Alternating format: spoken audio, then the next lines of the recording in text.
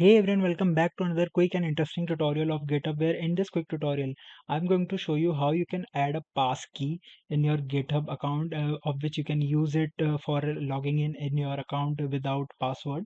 A passkey can be a fingerprint or a custom set of pen that you can generate. Now in order to get the passkey, just simply go to the settings of your GitHub account. You can find the settings on the top right corner when you click on your profile picture.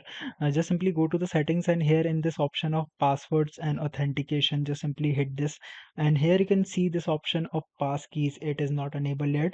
It says password, let's sign in with passkeys. Just simply hit a passkey option and hit add passkey and wait for the, and it says it will ask you for confirmation. Just simply hit create, and it will ask for creating the pin. Just simply enter the pin you want to enter. For example, if I enter a pin as of my need, and once I hit confirm, the passkey has been generated, and now if I want to log into my GitHub account, I can just use that passkey instead of using my login credentials. I hope this video will be very helpful for you. Make sure to hit the like button and subscribe button for more such informative and quick tutorials.